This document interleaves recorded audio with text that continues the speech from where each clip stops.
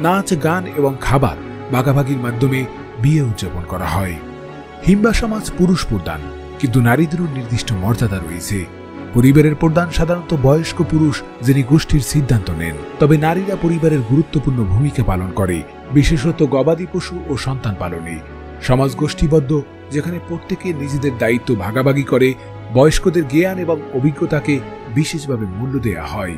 হিম্বাদের কিছু রীতি আধুনিক সমাজের কাছে অদ্ভুত মনে হতে পারে, যেমন দুই পরিবারের মধ্যে সম্পর্ক জোরদার করার জন্য কন্যাদের বিনিময় করা হয়, যা কন্যা বিনিময় প্রথা নামে প্রচলিত। অতিথি এলে তারা বাড়ির নারীদের শয্যা সঙ্গিনী হতে দেওয়া একটি সম্মানের বিষয় বলে মনে করে, যা পর্যটকদের আত্মীয়তার অংশ। হিম্বাদের মধ্যে দাঁতের রীতি প্রচলিত আছে। হিম্বারা বিশ্বাস করে সামনের নিচের দাঁত ফেলে দিলে সৌন্দর্য বাড়ে এবং এটি প্রাপ্তবয়স্ক হওয়ার প্রতীক। হিম্বা জাতি গোষ্ঠীর অস্থায়ী ঘরবাড়ি তাদের যাযাবর জীবনের সঙ্গে মানানসই।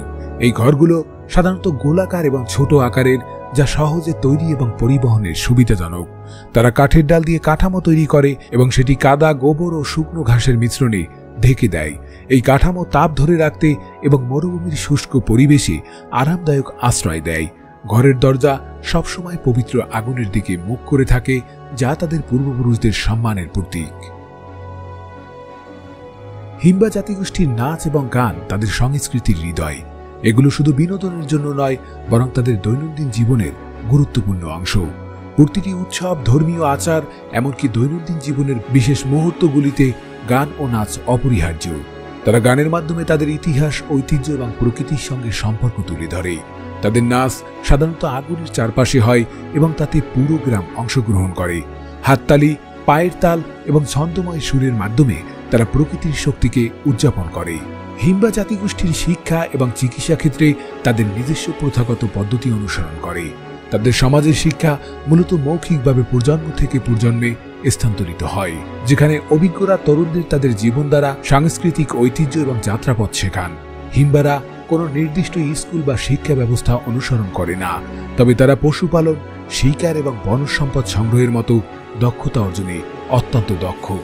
চিকিৎসা ক্ষেত্রে হিম্বা সম্প্রদায় মূলত প্রাকৃতিক উপাদান এবং সামানদের উপর নির্ভর করে। তারা সাধারণত গাছপালা, বুনো ফল এবং মাটি থেকে তৈরি ওষুধ ব্যবহার করে শারীরিক ও মানসিক রোগের চিকিৎসা করে। হিম্বাদের মধ্যে শামান এবং হিলারদের অত্যন্ত শ্রদ্ধা করা হয়, যারা রোগ নিরাময়ে তাদের জ্ঞান এবং ক্ষমতা ব্যবহার করেন। তারা ঐতিহ্যবাহী রীতিনীতি অনুসরণ করে রোগের কারণ খুঁজে বের করেন এবং উপযুক্ত চিকিৎসা প্রদান করেন। ধন্যবাদ।